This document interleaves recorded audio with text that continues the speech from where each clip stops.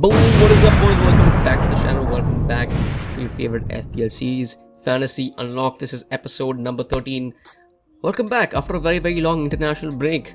Welcome back to some regular Premier League action. We are back tomorrow with some very good fixtures, some very delicious fixtures. But it's been a while, and I've been very sick over these last few days, and hence there haven't been any uploads on the podcast, but that shall resume shortly. Loads of fixtures coming up for Chelsea, for the Champions League, and loads of things to talk about. Unfortunately, I couldn't talk about it last week. There's so many things to talk about and so many things to get into. Man U, Barcelona, the new managers coming in, Aston Villa, Eddie Howe, etc. But we'll have to talk about it another time, so please look forward to that should be coming out very soon. But looking forward ahead of tomorrow, there are some very good fixtures, starting off with a very delicious one at King Power Stadium, as table toppers head there to take on Leicester City as the first fixture of the day, the cursed fixture of the day rather, for Chelsea. It's not as simple as Chelsea going there and dominating Leicester, which is not going to happen. Maybe it could happen, but I don't see it happening. Leicester are a good side, they are a good manager, and we obviously saw that from the FA Cup win from Leicester over Chelsea last year. And I think it should be a very interesting fixture. Leicester haven't had the best start to the season, I would say that. Chelsea, on the other hand, have a very good start. So advantage Chelsea going in tomorrow, but anything can happen. They can close the gap tomorrow for 90 minutes, and it's a very dodgy fixture. Aston Villa taking on Brighton tomorrow. Aston Villa being led by the new manager, the newly appointed Stevie G. Should be very interesting to see Stevie G in maroon instead of red. But let's see what we can do with this squad, because it's a very good squad. You know, the talents in the squad are very good talents, and the investment after selling Jack Grealish has been excellent. Very good players brought in, but they're coming up against a very good defensive side in Brighton. Graham Potter has done a fantastic job at this club, and the attacking threats coming from this team are coming similar to Chelsea, coming in from their fullbacks. Lamptey and Veltman have been a very big threat for this team, and we saw that against Liverpool. 2-2 was the score at Anfield, which is huge. But they're a tough team. You can't take them lightly. Next up, Burnley and Crystal Palace. Newcastle and Brentford. Hopefully they can win the game tomorrow after losing to Burnley last week, which is absolutely embarrassing. Newcastle being led by their new manager, Eddie Howe, and let's see how that goes. Let's see if we can keep him up. Norwich versus Southampton, and then Watford versus Manchester United. This should be an interesting fixture. Obviously, Ollie's job seems to be under threat, but honestly, I just don't see it happening. I don't see the options available for anyone to come in and take over right now, and so because of that, I don't see Ollie being sacked. Even if United lose against Watford, lose against Chelsea, and lose against Villarreal in the Champions League, so Ollie's here for the long haul. Wolves versus West Ham is the next game. West Ham are playing so well. I mean, I saw that game against Liverpool, and they took the game to Liverpool, man. They took the game to Liverpool, and from midfield to the forward line to the defense to the goalkeeper, everyone put on a shift that day. And the last fixture of the day, the match week, number 12. Is this 12? Yeah, it's 12. Is Liverpool versus Arsenal. Should be interesting. Not as simple as it seems, because Arsenal have been playing relatively well. They've been playing relatively well this season. Not this season. Last few games. Let's be honest. Arteta, though, already finally has the players he wants to pick from on the field. Finally. So, the players are finally fit. They're ready to go. They're playing his philosophy, the system he wants, and it's working. So it's a long process for them, but coming up against Liverpool is gonna show them exactly where they stand in that process. So it should be very, very interesting indeed. Let's move on to Sunday fixtures. Man City versus Everton is the first fixture, and we end this match week's football at the Tottenham Stadium at White Hart Lane. Tottenham taking on Leeds. Everyone's talking about Harry Kane. Everyone's been talking about him for the last few days after he scored 7 goals this international break. But do not be fooled. Do not be fooled, ladies and gentlemen. Playing against Leeds is not the same as playing against San Marino and playing against Albania. And playing with England is not the same as playing with Tottenham. Let's be honest. He's not surrounded with the same talent that he is in England at Tottenham. So it's going to be difficult for him to provide the same kind of the statistics as he provided against Albania and San Marino.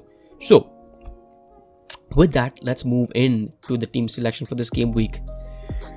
Alright, so you're looking at some new faces in the squad.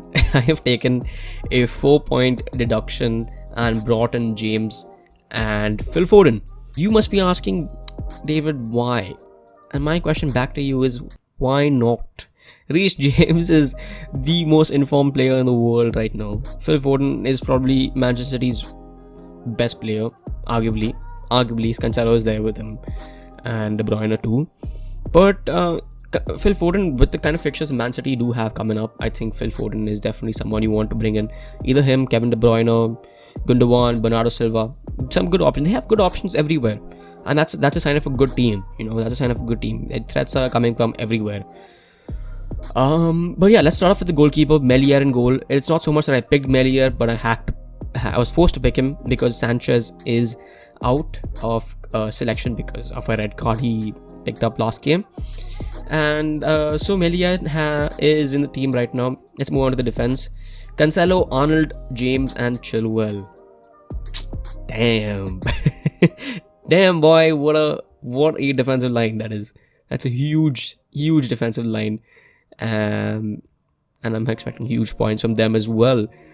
Cancelo, he's been excellent. This season. I think personally, Man City's best player. He was the king of the game week last game week, bringing in 14 points. Arnold as well, bringing in 12 points. And I was a fool to bench him that day because of someone's comments. Not mention any names, but you know who I'm talking about. Reece James is the new blood in this team, coming up against Leicester tomorrow, as well as Chilwell. I think they have some goals in them. Goals or assists. So it should be a good day in the office. Chelsea are defensively very strong, so let's see. Hopefully he can get a clean sheet and some good points in defense as well. Gallagher, Mo Salah and Forden are my 3 midfielders, with Salah as my captain for this game week. Gallagher has been good for Crystal Palace. We've seen what he's been doing. Vieira's system, Vieira's philosophy, he's been importing into this side has been very, very good, and has been taken on by the team very, very well. And Conor Gallagher is very central to that team in terms of his pressing, his ball win rate, his ball recovery rate rather, and his overall energy in this position. It's excellent. He's not a luxury number 10. He's a very, very hardworking number 10, and he puts in a shift every time. He's been getting statistics on his side in the last few weeks, and that's why Conor Gallagher is in my team for this game week. Mohamed Salah, I don't need to say anything about him. He's definitely coming into the side. And we have Phil Forden, who's another new blood in this team. Phil Forden, I think he's an excellent player.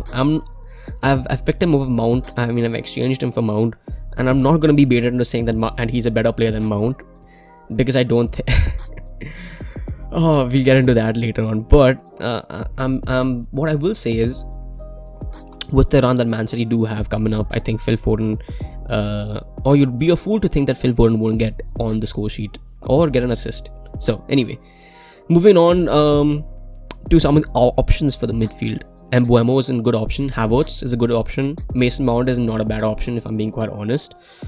You could look at Heung-min Son. Heung-min Son is another good option because Tottenham have some good fixtures coming up. Demarai Gray has been actually not Demarai Gray.